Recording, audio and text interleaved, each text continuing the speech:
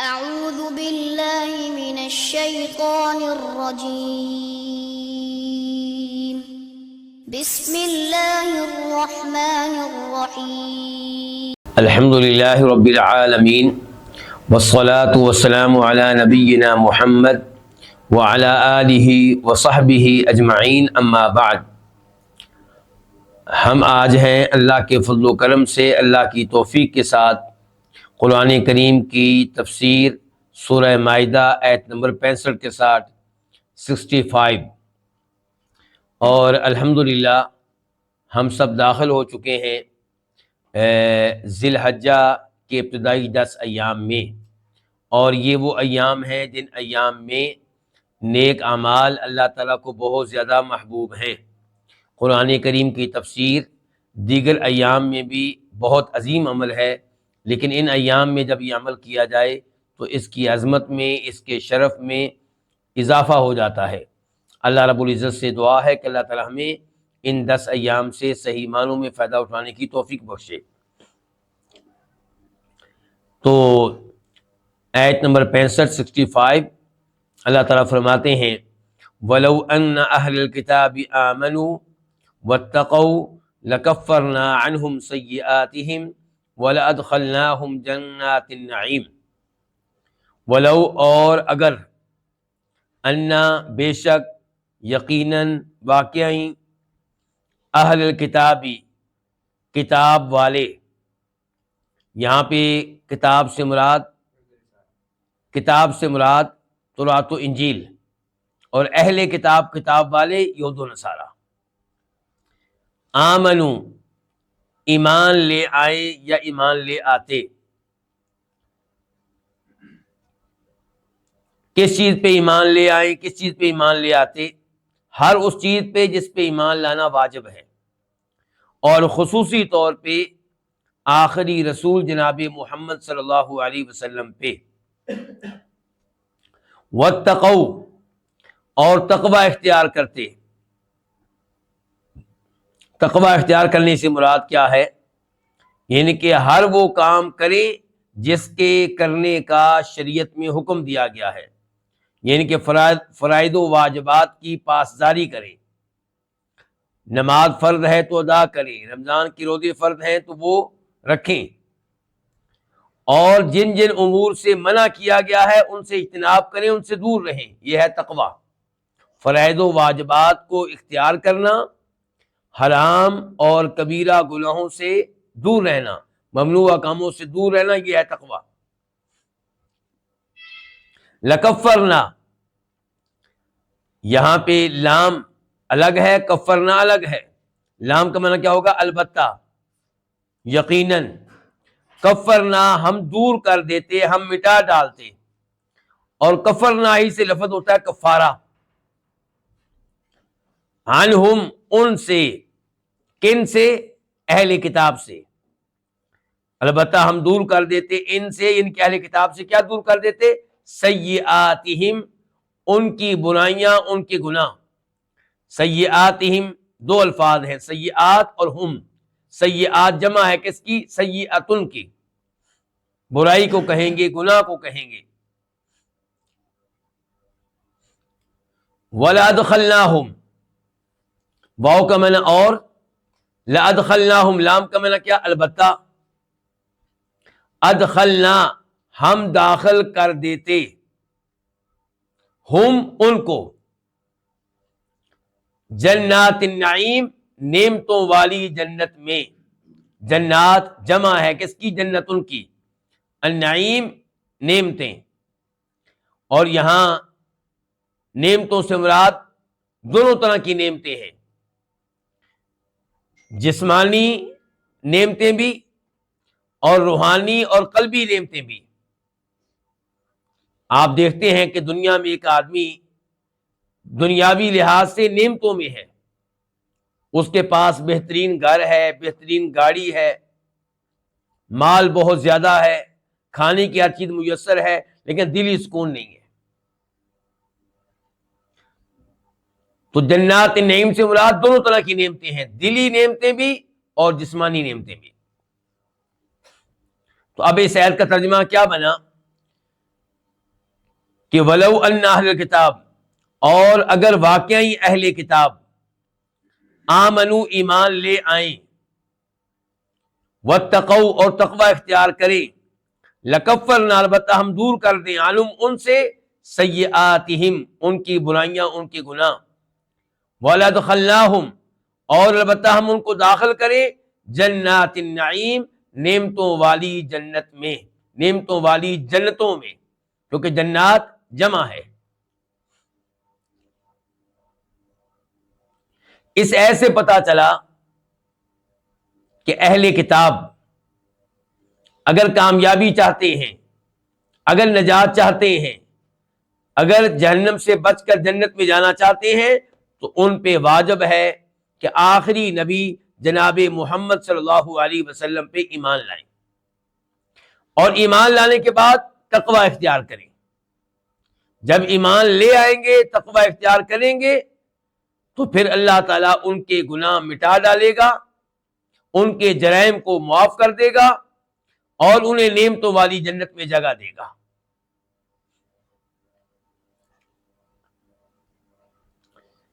یہاں پہ مجھے وہ حدیث یاد آ رہی ہے جسے امام مسلم روایت کرتے ہیں جناب ابو ہریرہ رضی اللہ تعالیٰ عنہ سے، کہ نبی کریم صلی اللہ علیہ وسلم نے ارشاد فرمایا، اس ذات کی قسم جس کے ہاتھ میں میری جان ہے، جس یہودی اور عیسائی نے میرے بارے میں سن لیا، یعنی کہ میری رسالت کے بارے میں، میری نبوت کے بارے میں، میرے دین کے بارے میں، میرے اوپر نازل کردہ قرآن کے بارے میں، پھر میرے اوپر ایمان لائے بغیر فوت ہو گیا، وہ جہنم میں جائے گا۔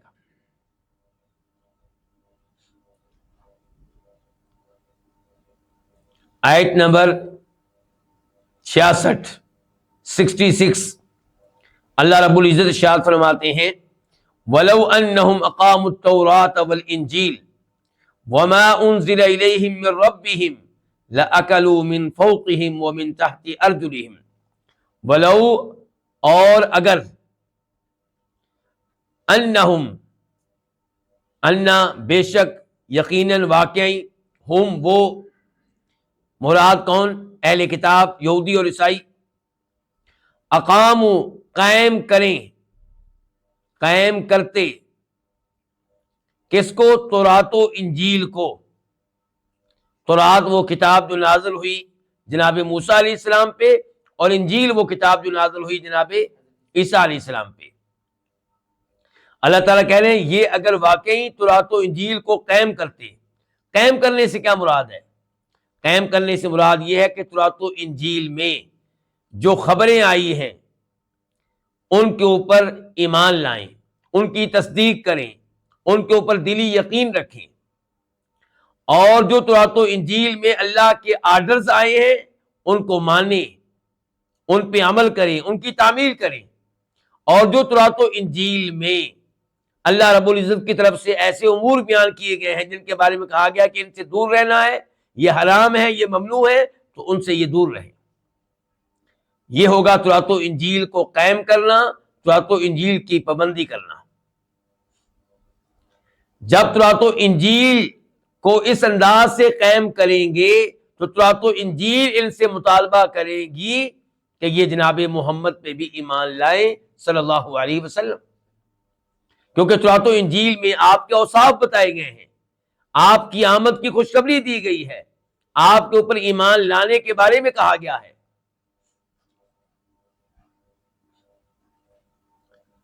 وما انزل الیہم من ربہم،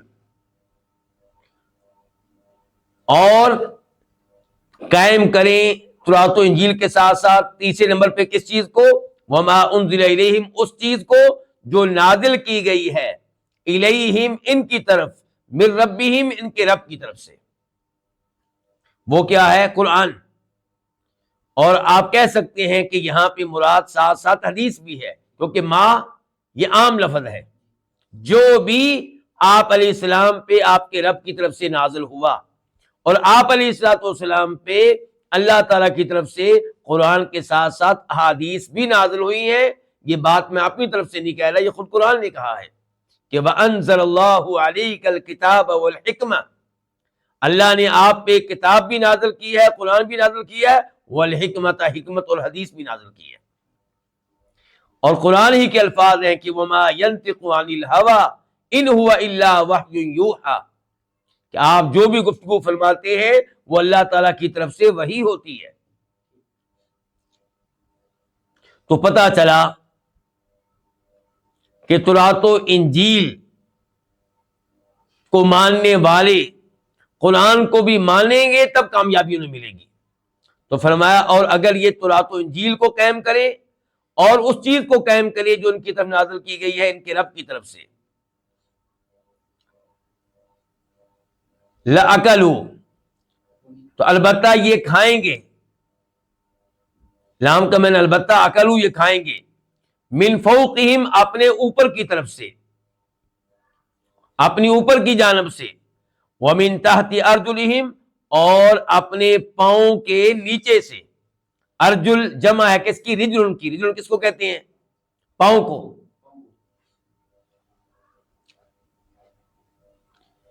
ان الفاظ کا معنی و مفہوم کیا ہوا کہ اگر یہ چاہتے ہیں کہ دنیاوی کامیابی حاصل کریں، ان کو رزق ملے، تو اس کے لیے تورات و انجیل پہ عمل کرنا ہوگا، قرآن و حدیث پہ عمل کرنا ہوگا. پچھلی آیت میں بتایا گیا تھا کہ اگر آخرت میں کامیابی چاہیے، جنت چاہیے، جو گناہ ہو چکے ہیں ان کی بخشش چاہیے، تو کیا کریں؟ یہ لوگ ایمان لائیں ہر اس چیز پہ جس پہ ایمان لانا واجب ہے، اور خاص طور پہ جناب محمد صلی اللہ علیہ وسلم پہ، اور تقوی اختیار کریں. اس آیت میں جو بھی ہم پڑھ رہے ہیں یہاں بتایا گیا کہ دنیاوی کامیابی کے لیے بھی تورات و انجیل پہ عمل کرنا ہوگا، قرآن و حدیث پہ عمل کرنا ہوگا. اور آپ جانتے ہیں کہ تورات و انجیل یہ دونوں کتابیں اب منسوخ ہو چکی ہیں، ان میں تحریف ہو چکی ہے، ان میں تبدیلیاں ہو چکی ہیں. تو تورات و انجیل کو قائم کرنے سے مراد یہی ہے کہ تورات و انجیل میں جو کہا گیا تھا کہ آخری نبی آنے والے ہیں، ان کے یہ اوصاف ہیں، ان کی یہ علامات ہیں، ان پہ ایمان لانا ہوگا، تو ان پہ ایمان لے آئیں. جو ہی قرآن پہ یہ عمل کریں گے، قرآن کو اپنائیں گے، قرآن خود ہی ان سے مطالبہ کرے گا کہ تورات و انجیل کو چھوڑ دو.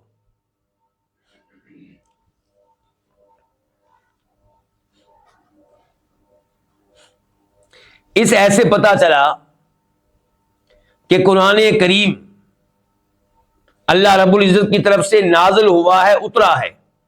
نازل ہونا کس چیز پہ بولا جائے گا؟ جو اوپر سے آئی ہو.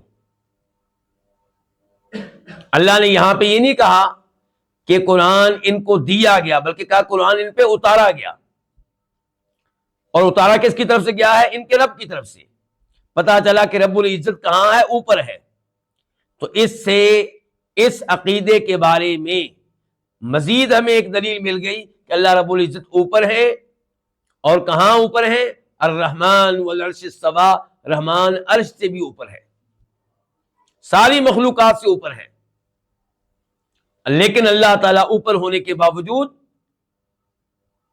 ہر ایک پہ کنٹرول رکھتے ہیں، ہر ایک پہ قدرت رکھتے ہیں، ہر ایک کے بارے میں علم رکھتے ہیں، ہر ایک کو دیکھ رہے ہیں، ہر ایک آواز کو سن رہے ہیں. یہاں پہ کہا گیا ہے کہ کامیابی کے لیے کیا کرنا ہوگا؟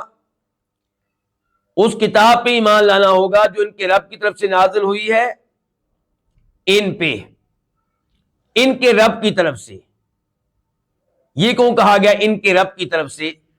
اس میں ایک پیغام ہے کہ کیا تم اپنے رب کی اس کتاب پہ ایمان نہیں لاؤ گے جس رب نے تمہیں پیدا کیا؟ رب وہ جو خالق ہو، جو مالک ہو، جو سارے امور کی تدبیر کرنے والا ہو. تو یہاں پہ پیغام دیا جا رہا ہے کہ یہ کتاب اس کی طرف سے ہے جس نے تمہیں پیدا کیا ہے، جو تمہارا مالک ہے، جو تمہارے سارے امور کی تدبیر کرتا ہے، جو تمہیں روزانہ رزق دیتا ہے، کھانا دیتا ہے، اولاد دیتا ہے، بیگم دی ہے، والدین دیے ہیں، عزت دی ہے، بہت کچھ دیا ہے. تو اس رب کی طرف سے نازل کردہ اس کتاب کو قائم کرو، اس پہ عمل کرو.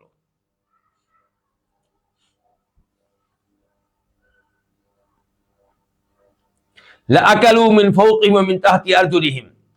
اللہ تعالی نے فرمایا کہ اگر یہ تورات و انجیل کو قائم کریں، قرآن کو قائم کریں، تو کیا ہوگا؟ البتہ یہ ان کو کھانے کو ملے گا ان کے اوپر کی طرف سے۔ اس سے کیا مراد ہے؟ آسمان سے بابرکت قسم کی بارشیں نازل ہوں گی، عذاب والی بارشیں نہیں، بابرکت قسم کی بارشیں، مفید قسم کی بارشیں۔ وَمِن تَحْتِ أَرْجُلِهِمْ، اور یہ کھائیں گے اپنے پاؤں کے نیچے سے بھی، زمین اگائے گی ان کے لیے فصلیں، کھیتیاں، ان کے لیے گندم پیدا ہوگی زمین سے، ان کے لیے چاول پیدا ہوں گے زمین سے، اور بہت سی چیزیں زمین نکالے گی ان کے لیے۔ بلکہ زمین ان کے لیے کئی قیمتی خزانے بھی نکالے گی، پٹرول نکالے گی، گیس نکالے گی، سونا نکالے گی، چاندی نکالے گی، بہت کچھ نکلے گا۔ اللہ رب العزت نے اس آیت میں جو کچھ کہا ہے اس سے ملتا جلتا پیغام ہے اللہ تعالیٰ کی طرف سے سورہ اعراف میں کہ وَلَوْ أَنَّ أَهْلَ الْقُرَىٰ آمَنُوا وَاتَّقَوْا لَفَتَحْنَا عَلَيْهِمْ بَرَكَاتٍ مِّنَ السَّمَاءِ وَالْأَرْضِ، کہ اگر شہروں کے لوگ، بستیوں کے لوگ ایمان لے آئیں اور تقوی اختیار کریں تو کیا ہوگا؟ اللہ تعالیٰ ان پہ آسمانوں زمین کی برکتوں کے دروازے کھول دیں گے۔ تو پتہ چلا کہ شریعت پہ عمل کرنا، قرآن پہ عمل کرنا، یہ دنیاوی کامیابی میں رکاوٹ نہیں ہے، بلکہ دنیاوی کامیابی ملنے کا بہت بڑا ذریعہ اور سبب ہے۔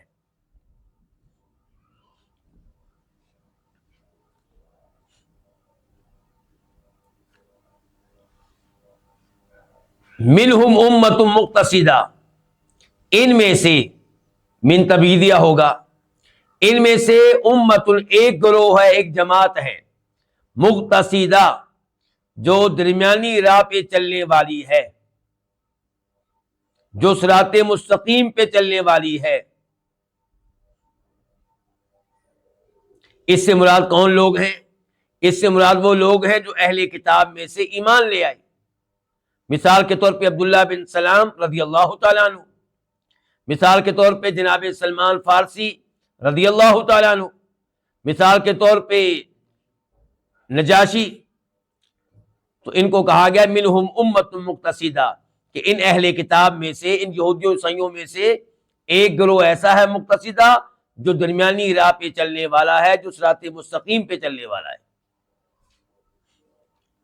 وَكَثِيرٌ مِّنْهُمْ سَاءَ مَا يَعْمَلُونَ، اور ان میں سے زیادہ تر، کن میں سے؟ اہل کتاب میں سے، یہودیوں عیسائیوں میں سے، ان میں سے زیادہ تر، زیادہ تر لوگ وہ ہیں کہ ساء ما یعملون، برا ہے وہ عمل جو وہ کر رہے ہیں، بری ہے وہ چیز جو وہ کر رہے ہیں۔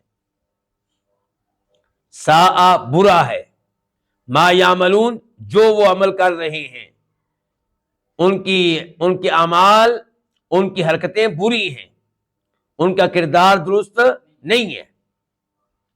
اللہ رب العزت کا انصاف دیکھیے کہ اللہ تعالی نے ان سب کو مجرم قرار نہیں دیا، بلکہ کہا کہ ان میں سے ایک گروہ درمیانی راہ پہ چلنے والا ہے، اور کہا کہ باقی جو بہت سے ہیں وہ برے اعمال ان کا ارتکاب کر رہے ہیں۔ اور اس میں ترغیب بھی ہے کہ یہ اب بھی باز آ جائیں، برے اعمال چھوڑ دیں، ترک کر دیں، اور اس ایک گروہ کی طرح جو درمیانے راستے پہ چل رہا ہے یہ بھی درمیانے راستے پہ چلیں، یعنی کہ نبی علیہ السلام پہ ایمان لے آئیں، قرآن پہ ایمان لے آئیں۔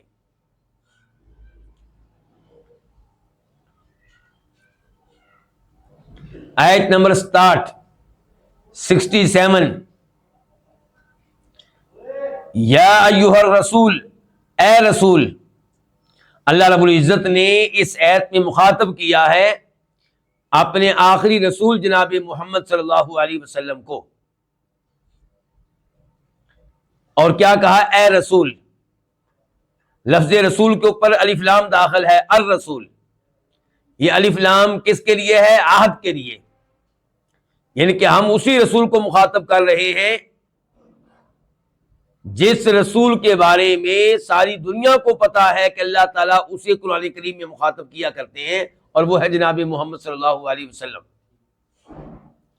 اللہ تعالیٰ کا آپ کو یہاں پہ رسول کہہ کر مخاطب کرنا، اس میں پیغام ہے کہ اے اللہ کے رسول علیہ الصلوۃ والسلام، آپ اللہ کا پیغام لوگوں تک پہنچائیے، کیونکہ آپ الرسول ہیں۔ رسول فاعول کا وزن ہے، وہ جس کو بھیجا گیا ہو۔ تو اللہ تعالیٰ کہہ رہے ہیں ہم نے آپ کو بھیجا ہے کوئی پیغام دے کر، کوئی دین دے کر، کوئی شریعت دے کر، تو آپ ہمارا کلام، ہمارا پیغام، ہماری شریعت، ہمارا دین لوگوں تک پہنچانے کے مکلف ہیں، پابند ہیں، ذمہ دار ہیں۔ تو یا ایھا الرسول، اے رسول، بلغ، یہ فعل امر ہے، آرڈر کے لیے ہے، بلغ آپ پہنچا دیں، آپ تبلیغ کر دیں۔ ما کیا پہنچا دیں؟ ما وہ سب، یہ ما اسم موصول ہے اور عموم کے لیے ہے کہ آپ پہنچا دیں وہ سب، ما انزلہ جو اتارا گیا الیک آپ کی طرف، من ربی کا آپ کے رب کی طرف سے۔ تو آپ پہ کیا اتارا گیا اللہ تعالیٰ کی طرف سے؟ قرآن۔ اور اس ایسے بھی پتا چلا کہ اللہ تعالیٰ اوپر ہیں، کیونکہ یہاں پہ بھی اللہ نے یہ نہیں کہا کہ آپ پہنچا دیجئے وہ قرآن جو ہم نے آپ کو دیا ہے، بلکہ کہا کہ جو آپ کی طرف اتارا گیا ہے۔ کہاں سے اتارا گیا؟ اوپر سے، کیونکہ اللہ نے کہا من ربی کا، آپ کے رب کی طرف سے، تو رب کہاں ہے پھر؟ اوپر ہے۔ اور یہاں پہ یہ کہنا کہ آپ پہنچا دیں وہ قرآن، وہ سب کچھ جو آپ کی طرف نازل کیا گیا آپ کے رب کی طرف سے، آپ کے رب کی طرف سے، یہ نہیں کہا گیا لوگوں کے رب کی طرف سے۔ تو کیا اللہ رب العزت صرف آپ کے رب ہیں، باقی لوگوں کے رب نہیں ہیں؟ یقین اللہ ساری دنیا کا رب ہے، ساری مخلوقات کا رب ہے، لیکن آپ کو یہ کہنا کہ یہ قرآن نازل کیا گیا آپ کے رب کی طرف سے، اس میں آپ کے لیے شرف ہے، آپ کے لیے اعزاز ہے کہ اللہ نے کہا ہے کہ اے محمد میں آپ کا رب ہوں۔ اور اس رب سے مراد پھر خاص قسم کی ربوبیت ہوگی۔ ایک ہے اللہ تعالیٰ عام طور پہ رب۔ عام طور پہ رب کیا ہے؟ مثال کے طور پہ کافروں کا اللہ تعالیٰ رب ہے کہ ان کا خالق ہے، ان کا مالک ہے، ان کے امور کی تدبیر کرتا ہے، ان کو رزق دیتا ہے، بہت سی نعمتیں دیتا ہے۔ اور مسلمانوں کا اللہ تعالیٰ خاص طور پہ رب ہے، کیونکہ مسلمانوں کو اللہ تعالیٰ دنیاوی نعمتوں کے ساتھ ساتھ ایمان بھی دیتا ہے۔ اور نبی علیہ الصلوۃ والسلام کا اللہ تعالیٰ مزید خاص طور پہ رب ہے کہ آپ کو اللہ تعالیٰ نے دنیا بھی دی اور ایمان بھی دیا اور نبی بنایا، رسول بنایا، تمام نبیوں رسولوں کا امام بنایا۔ تو اللہ تعالیٰ آپ کا خاص طور پہ رب ہے۔ یہ الفاظ کہ آپ پہنچا دیں وہ سب کچھ جو آپ کی طرف، آپ کے رب کی طرف سے نازل کیا گیا ہے، اس کا مطلب یہ ہے کہ اللہ تعالیٰ کی طرف سے نازل کردہ کوئی ایک چیز بھی آپ کو چھپانے کی اجازت نہیں ہے، چاہے دشمن آپ کو دھمکیاں دے، چاہے آپ کو دشمنوں سے خوف و خطرہ ہو، آپ نے اپنی ڈیوٹی مکمل طور پہ ادا کرنی ہے، ایک ایک چیز کو آپ نے لوگوں تک پہنچانا ہے۔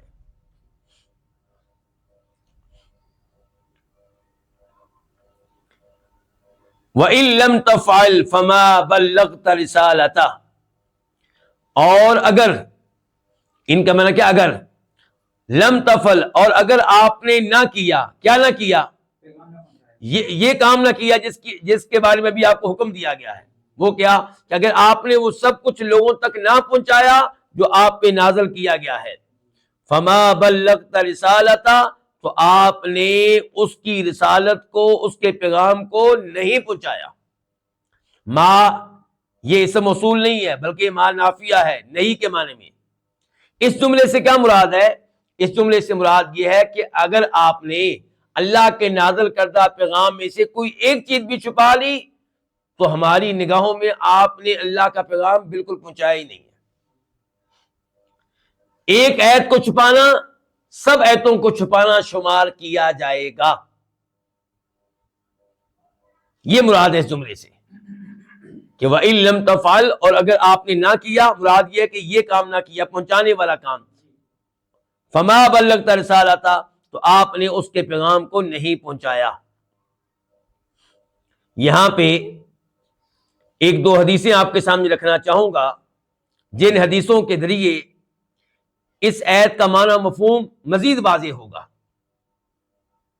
سیدہ عائشہ کہا کرتی تھی رضی اللہ تعالی عنہا کہ جو شخص یہ کہے کہ نبی علیہ الصلوۃ والسلام نے اللہ کی طرف سے نازل کردہ چیزوں میں سے کوئی چیز چھپا لی تھی تو وہ جھوٹا ہے، وہ تہمت لگا رہا ہے نبی علیہ الصلوۃ والسلام پہ، جبکہ اللہ نے تو یہ کہا ہے کہ یا ایھا الرسول بلغ ما انزل الیک من ربک، کہ اے رسول آپ وہ سب کچھ پہنچائیں جو آپ کی طرف، آپ کے رب کی طرف سے نازل کیا گیا ہے، تو کیسے ممکن ہے کہ آپ نے کوئی چیز چھپائی ہو؟ سیدہ عائشہ یہ بھی کہا کرتی تھی کہ اگر آپ نے کوئی چیز چھپانی ہوتی تو آپ یہ والی آیت چھپاتے جس آیت میں اللہ تعالیٰ کہہ رہے ہیں وَاتَّقِ اللَّهَ وَتُخْفِي فِي نَفْسِكَ مَا اللَّهُ مُبْدِيهِ وَتَخْشَى النَّاسَ وَاللَّهُ أَحَقُّ أَن تَخْشَاهُ۔ اس آیت کا معنی بیان کرنے سے پہلے میں تھوڑی سی وضاحت کر دوں کہ نبی علیہ الصلوۃ والسلام کے آزاد کردہ غلام ہوا کرتے تھے زید بن حارثہ، جن سے آپ کو بڑی محبت تھی۔ آپ نے ان کی شادی کرائی تھی اپنی رشتہ دار خاتون زینب بنت جحش سے رضی اللہ تعالی عنہما، اللہ تعالیٰ زید سے بھی راضی اور سیدہ زینب سے بھی راضی۔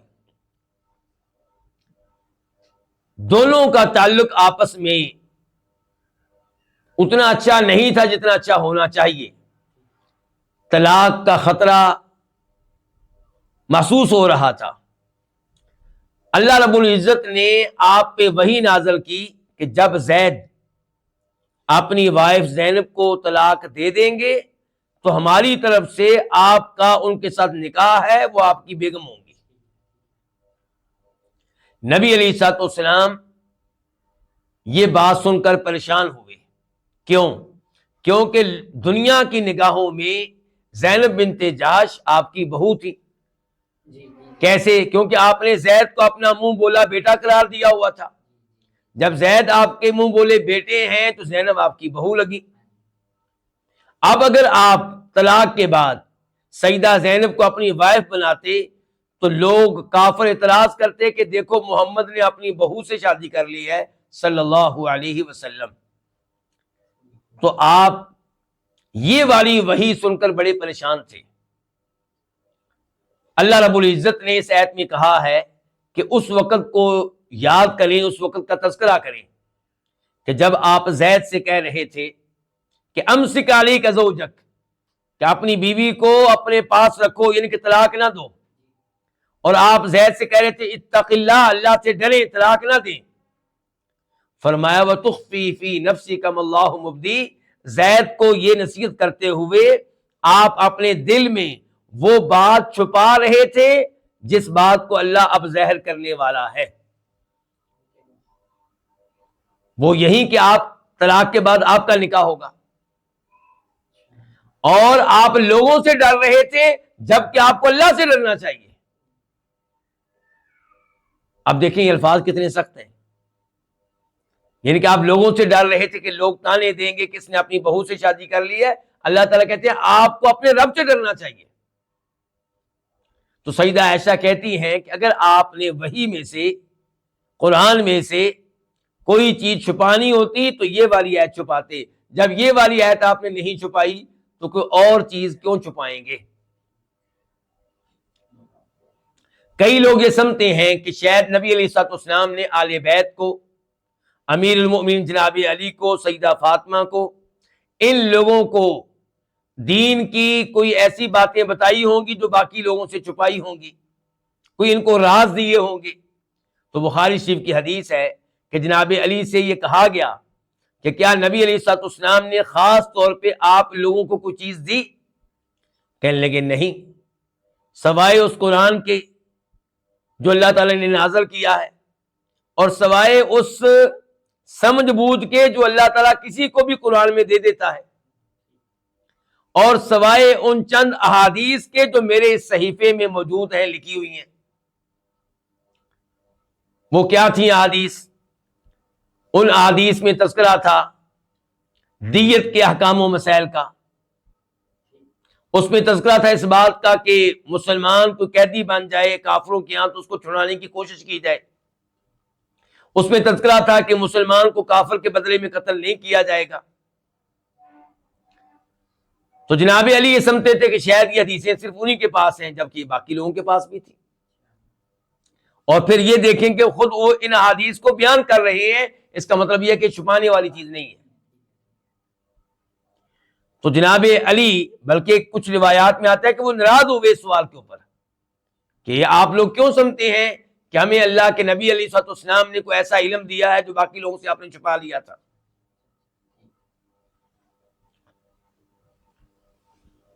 اور یہاں پہ میں وہ حدیث بھی آپ کے سامنے رکھنا چاہوں گا جس کا تعلق آپ کے حج سے ہے. آپ جانتے ہیں کہ نبی علیہ الصلوۃ والسلام نے حج کیا تو وہ حج آپ کے فوت ہونے سے تقریباً 90 دن پہلے ہے، تقریباً 3 مہینے پہلے ہے. اس حج میں خطبہ حج ارشاد فرماتے ہوئے آپ نے لوگوں سے کہا تھا کہ لوگوں، تم سے میرے بارے میں سوال کیا جائے گا، پوچھا جائے گا کہ میں نے اللہ کا دین، اللہ کا پیغام تم تک پہنچایا یا نہیں پہنچایا. تو بتاؤ تم میرے بارے میں کیا کہو گے؟ کیا میں نے اللہ کا پیغام تم تک پہنچا دیا ہے؟ صحابہ کرام نے کہا بالکل، آپ نے اللہ کا پیغام پہنچا دیا پوری امانت کے ساتھ، پوری دیانت کے ساتھ، اور آپ نے ہماری خیر خواہی کا حق ادا کر دیا ہے. آپ علیہ الصلوۃ والسلام نے یہ سوال 3 بار کیا. صحابہ کرام نے 3 بار اس بات کا اعلان کیا کہ آپ نے حق ادا کر دیا، اللہ کا پیغام پہنچا دیا، اور آپ ہر بار کہتے تھے اللہم اشہد، اے اللہ گواہ ہو جا کہ یہ میرے حق میں گواہی دے رہے ہیں کہ میں نے تیرا پیغام ان تک پہنچا دیا ہے. واللہ یعصمک من الناس، اور اللہ تعالی یعصم، حفاظت کرے گا، بچائے گا کا آپ کو من الناس، لوگوں سے. یعنی کہ پچھلے جملے میں کیا کہا گیا تھا کہ آپ اللہ کا پیغام مکمل طور پہ پہنچا دیجئے. اس جملے میں آپ کو حوصلہ دیا جا رہا ہے کہ پیغام پہنچاتے ہوئے آپ نے کسی سے ڈرنا نہیں ہے، آپ کی حفاظت کی ذمہ داری اللہ نے لے رکھی ہے. واللہ، اللہ تعالیٰ، یعصم، وہ بچائے گا، وہ حفاظت کرے گا کا آپ کی من الناس، لوگوں سے. یہ حفاظت کب تک رہے گی؟ جب تک کہ آپ اللہ کا پیغام پہنچا نہ لیں. اللہ کا پیغام پہنچانے تک اللہ تعالی کی طرف سے آپ کی حفاظت کی گارنٹی ہے، ذمہ داری ہے.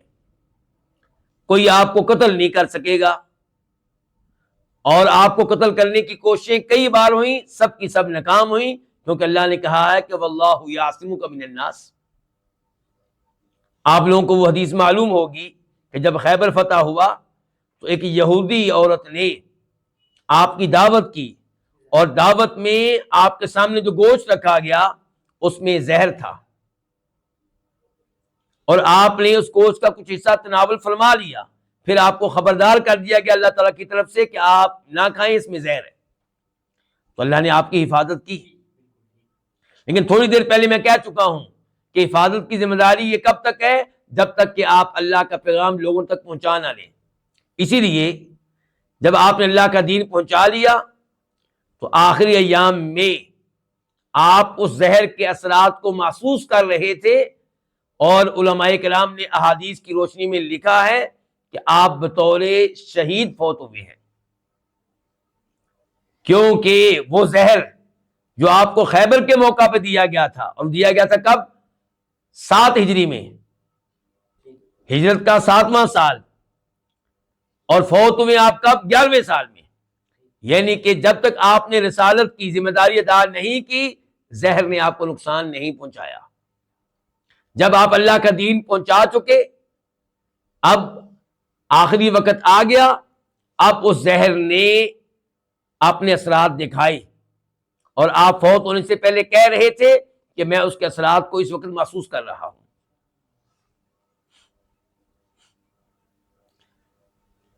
اس ایت کے نازل ہونے سے پہلے کون سی ایت؟ کہ واللہ یعصمک من الناس، کہ اللہ تعالیٰ آپ کی حفاظت کرے گا، اللہ تعالیٰ آپ کو بچائے گا.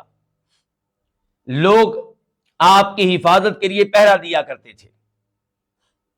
چنانچہ سیدہ عائشہ فرماتی ہیں، بخاری شریف کی حدیث ہے کہ ایک رات نبی علیہ الصلوۃ والسلام سو نہیں پا رہے تھے، میں نے کہا اللہ کے رسول کیوں نہیں آپ سو رہے؟ تو آپ نے کہا کہ میری خواہش ہے کہ کوئی پہرا دے۔ اتنے میں جناب سعد بن ابی وقاص رضی اللہ عنہ تشریف لائے اور ان کے پاس ہتھیار تھے اور ہتھیاروں کی آواز آ رہی تھی۔ تو آپ نے پوچھا کون؟ جناب سعد کہنے لگے اللہ کے رسول میں ہوں، آپ کی حفاظت کے لیے آیا ہوں، میں پہرا دوں گا۔ سیدہ عائشہ کہتی ہیں کہ پھر آپ سو گئے حتیٰ کہ آپ کے خراٹوں کی آواز میں نے سنی، یعنی کہ آپ اطمینان سے سوئے، سکون سے سوئے۔ تو اس انداز سے صحابہ کرام پہلا دیا کرتے تھے آپ کی حفاظت کے لیے۔ لیکن جب یہ جملہ نازل ہوا کہ اللہ آپ کی حفاظت کرے گا، تو ترمذی شریف کی حدیث ہے کہ آپ علیہ الصلوۃ والسلام نے اپنے گھر سے، اپنے خیمے سے اپنا منہ باہر نکالا اور صحابہ کرام سے کہا کہ اب تم لوگ جا سکتے ہو، میری حفاظت کی ذمہ داری خود اللہ تعالیٰ نے لے لی ہے۔ چنانچہ آپ کو قتل کرنے کی کئی سازشیں اللہ تعالیٰ نے ناکام بنائی۔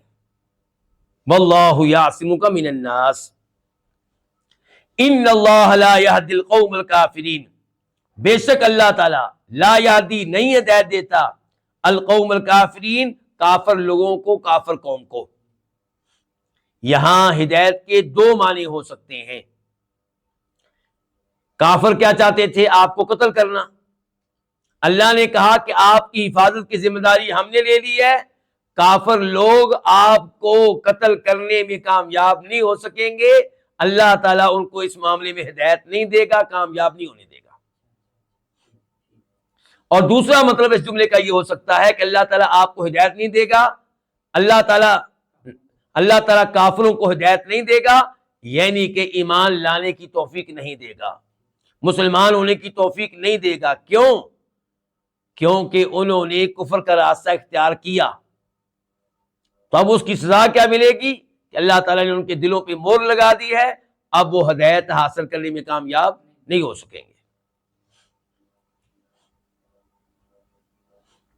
آیت نمبر 68، قل آپ کہہ دیں، اللہ تعالیٰ کس سے کہہ رہے ہیں؟ جناب محمد صلی اللہ علیہ وسلم سے، کہ آپ کہہ دیں، یعنی کہ یہ لوگوں کو پیغام دے دیں، یا اہل الکتابی، اے اہل کتاب، اے کتاب والو، الکتاب سے مراد تورات و انجیل، اہل کتاب سے مراد یہودی اور عیسائی، کہ اے اہل کتاب لستم، تم نہیں ہو، علی شیء، کسی بھی چیز پہ، حتی، یہاں تک کہ تقیمو، تم قائم کرو، التوراۃ، تورات کو، والانجیل، اور انجیل کو، وما، اور اس کتاب کو جو نازل کی گئی ہے، الیکم، تمہاری طرف، من ربکم، تمہارے رب کی طرف سے۔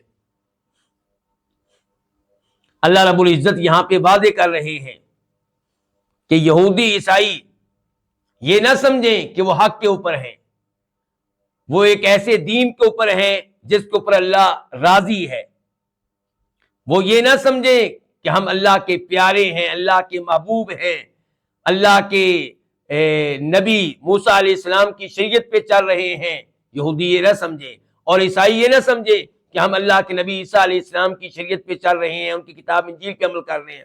نہیں، اللہ نے کہا کہ تم کسی چیز کے اوپر نہیں ہو، دینی لحاظ سے تمہاری کوئی حیثیت نہیں ہے، دینی لحاظ سے تم زیرو ہو، لستم علی شیء، تم کسی چیز کے اوپر نہیں ہو۔ کب تک؟ جب تک کہ تورات کے اوپر عمل نہ کرو، انجیل کے اوپر عمل نہ کرو، قرآن کے اوپر ایمان نہ لاؤ، قرآن کے اوپر عمل نہ کرو۔ اور جب تورات و انجیل پہ عمل کرو گے تو تورات و انجیل دونوں کتابیں تم سے تقاضا کریں گی کہ آخری نبی جناب محمد پہ ایمان لانا ہوگا صلی اللہ علیہ وسلم۔ اور وہ جانتے تھے تورات و انجیل کی تعلیمات کی روشنی میں کہ نبی علیہ الصلوۃ والسلام اللہ کے سچے نبی ہیں۔ فرمایا اللہ تعالیٰ نے سورہ بقرہ میں، الذین آتیناہم الکتاب یعرفونہ کما یعرفون ابناءہم، جن کو ہم نے کتاب دی ہے، یعنی کہ تورات و انجیل، وہ اللہ کے نبی کو ایسے ہی پہچانتے ہیں جیسے اپنے سگے بیٹوں کو پہچانتے ہیں۔ تو آپ پہ ایمان نہ لانا، تورات و انجیل کے اوپر عمل نہ کرنا تھا۔ تو اللہ نے کہا کہ تمہاری دینی حیثیت تب ہوگی جب تم تورات و انجیل کو قائم کرو گے، اس پہ عمل کرو گے، اور اس قرآن پہ ایمان لاؤ گے جو اللہ نے اتارا ہے تمہاری طرف، تمہارے رب کی طرف سے۔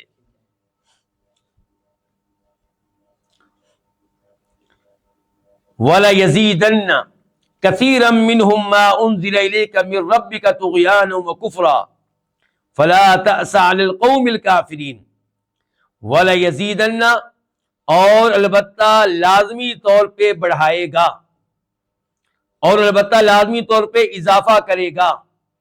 لام الگ لفظ ہے جس کا معنی ہے البتہ، یقیناً، بے شک، اور یزیدن کے آخر میں جو نون ہے اس کو کہتے ہیں نون تاکید، اس کا معنی بھی کیا ہوگا؟ لازمی طور پہ، یقینی طور پہ، ضروری طور پہ۔ اور زیادہ یزید، اضافہ کرنا، بڑھانا، اور البتہ لازمی طور پہ بڑھائے گا، کثیرن منہم، ان میں سے بہت سو کو، ان میں سے، کن میں سے؟ اہل کتاب میں سے، یہودیوں عیسائیوں میں سے بہت سو کو بڑھائے گا۔ کیا بڑھائے گا؟ لا یزیدن کا فاعل کیا ہے؟ ما انزل الیک من ربک، یہ فاعل ہے کہ ان یہودیوں عیسائیوں میں سے بہت سو کو بڑھائے گا وہ قرآن، ما انزل، جو نازل کیا گیا، الیک، آپ کی طرف، اے اللہ کے رسول، جو قرآن آپ کی طرف نازل کیا گیا، من ربک، آپ کے رب کی طرف سے۔ اچھا، بڑھائے گا کس چیز میں؟ فرمایا طغیان، سرکشی میں، وکفرن، و کفر میں۔ یعنی کہ یہ اہل کتاب یہودی عیسائی کافر ہیں، لیکن قرآن ان کے کفر میں اضافہ کرے گا، قرآن کی وجہ سے ان کا کفر مزید بڑھ جائے گا، ان کی سرکشی مزید بڑھ جائے گی۔ وہ کیسے؟ کہ جب بھی نئی صورت نازل ہوگی، نئی آیت نازل ہوگی، یہ اس کی تکذیب کریں گے، اس کو نہیں مانیں گے، اس کا مذاق اڑائیں گے، تو کفر میں ان کا مقام و مرتبہ اور بڑھ جائے گا، سرکشی میں مقام و مرتبہ اور بڑھ جائے گا۔ اس سے یہ بھی پتا چلا کہ کفر کا مرتبہ ایک جیسا نہیں ہے، کفر میں بھی کئی مراتب ہیں، اور جو انسان اسلام قبول نہیں کرتا وہ عام طور پہ روزانہ کی بنیاد پہ کفر میں بڑھتا ہی چلا جاتا ہے، کیونکہ مسلمانوں کی نئی بات سنی، اس کا مذاق اڑایا، قرآن کریم کی نئی آیت سنی، اس کی تکذیب کی، تردید کی، کفر میں اور بڑھ گیا، سرکشی میں اور بڑھ گیا۔ اللہ تعالیٰ کا مذاق اڑایا، کفر میں اور آگے بڑھ گیا، نبی علیہ السلام کا مذاق اڑایا، کفر میں اور آگے بڑھ گیا۔ تو جس طرح ایمان بڑھتا ہے اور کم ہوتا ہے، ایسے ہی کفر بڑھتا اور کم ہوتا ہے۔ اور قرآن کریم کی وجہ سے کافروں کا کفر بڑھتا ہے جب وہ ایمان نہیں لاتے، ان کی سرکشی بڑھتی ہے جب وہ ایمان نہیں لاتے، اور مسلمان وہ ہر نئی نازل ہونے والی سورت کے اوپر ایمان لاتے ہیں تو ان کا ایمان اور بڑھ جاتا ہے، ہر نئی آیت کے اوپر ایمان لاتے ہیں، ایمان اور بڑھ جاتا ہے۔ اور آج کے زمانے میں ہم جب ایک آیت پڑھتے ہیں، ایمان لاتے ہیں تو ہمارا ایمان بڑھ گیا، پھر دوسری آیت سنی، اس پہ بھی ایمان لائے، ایمان اور بڑھ گیا، تیسری آیت سنی، اس پہ بھی ایمان لائے تو ایمان اور بڑھ گیا۔ یہاں پہ مناسب ہوگا کہ میں آپ کے سامنے سورہ توبہ کی 2 آیات رکھوں۔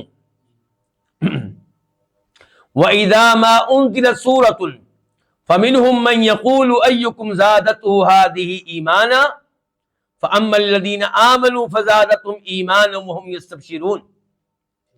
اللہ تعالیٰ کہتے ہیں کہ جب نئی وحی نازل ہوتی ہے تو یہ لوگ، منافق قسم کے لوگ، مذاق اڑاتے ہوئے کہتے ہیں کہ اس نئی صورت نے تم میں سے کس کس کے ایمان کو بڑھایا، اس کی وجہ سے کس کس کا ایمان بڑھا۔ اللہ تعالیٰ نے کہا میں جواب دیتا ہوں اس کا۔ جہاں تک تعلق ہے سچے مومنوں کا، تو ہر نئی صورت ان کے ایمان میں اضافہ کرتی ہے، وَهُمْ يَسْتَبْشِرُونَ، اور ہر نئی صورت کی وجہ سے، نئی وحی کی وجہ سے وہ خوش ہوتے ہیں۔ تو مومنوں کا ایمان قرآن کریم کے ذریعے بڑھتا ہے اور کافروں کا کفر بڑھتا ہے۔ تو اسی جگہ پہ اللہ تعالی نے کافروں کے کفر کے بڑھنے کا تذکرہ کیسے کیا؟ فرمایا وَأَمَّا الَّذِينَ فِي قُلُوبِهِم مَرَضٌ فَزَادَتْهُمْ رِجْسًا إِلَىٰ رِجْسِهِمْ وَمَاتُوا وَهُمْ کافرون۔ کہ جہاں تک تعلق ہے ان لوگوں کا جن کے دلوں میں مرض ہے، منافقت ہے، کفر ہے، تو وہ نئی وحی نازل ہونے کی وجہ سے، نئی صورت نازل ہونے کی وجہ سے پلیدگی میں آگے بڑھ جاتے ہیں. پہلے ہی پلید ہیں، مزید پلید ہو جاتے ہیں. پہلے کافر ہیں، مزید کفر میں بڑھ جاتے ہیں، اور اسی کفر پہ ان کو موت آئے گی.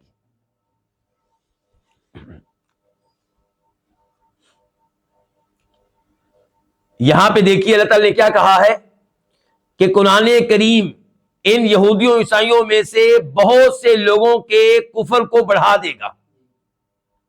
اللہ نے یہ نہیں کہا کہ سب کے کفر کو بڑھا دے گا، یہ اللہ کا عدل و انصاف ہے. اور اس کی تائید میں ہم یہ آیت پیش کر سکتے ہیں. اللہ تعالیٰ فرماتے ہیں وَإِذَا سَمِعُوا مَا أُنزِلَ الرَّسُولِ تَرَىٰ أَعْيُنَهُمْ تَفِيضُ مِنَ الدَّمْعِ مِمَّا عَرَفُوا مِنَ الْحَقِّ.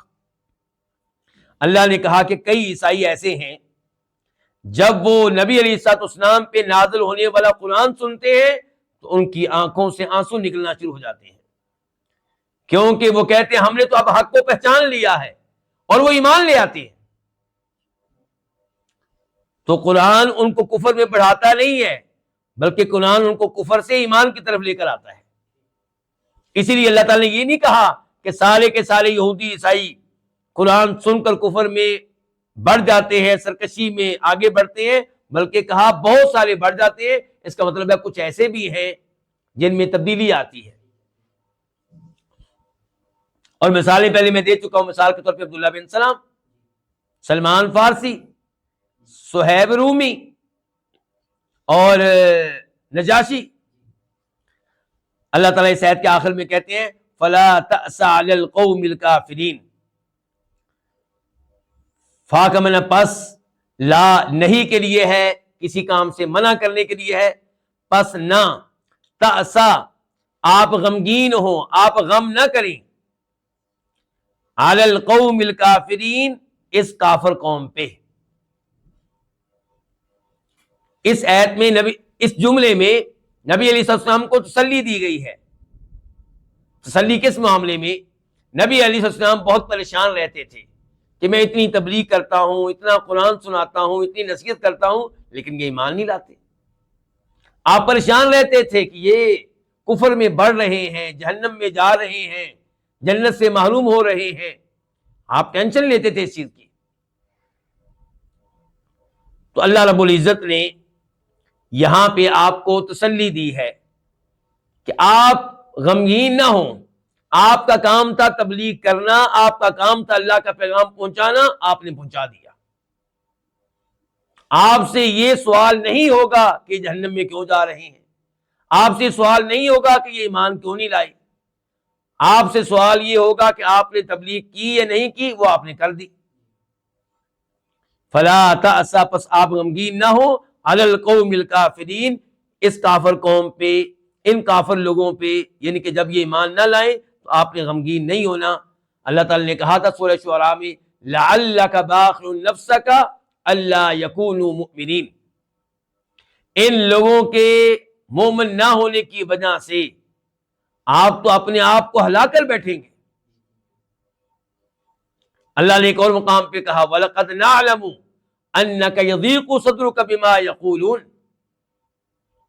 ہمیں پتا ہے کہ آپ کا سینہ تنگ ہوتا ہے ان کافروں کی باتیں سن کر. فَسَبِّحْ بِحَمْدِ رَبِّكَ وَكُن مِّنَ السَّاجِدِينَ. جب یہ ایسی باتیں کریں جنہیں سن کر آپ کو ٹینشن لگ جائے، آپ کو پریشانی لاحق ہو، آپ کیا کریں؟ آپ اللہ کی حمد و ثنا بیان کریں، آپ اللہ کی تسبیح بیان کریں، آپ سجدے کریں، آپ نماز پڑھیں، آپ نماز میں پناہ لیں.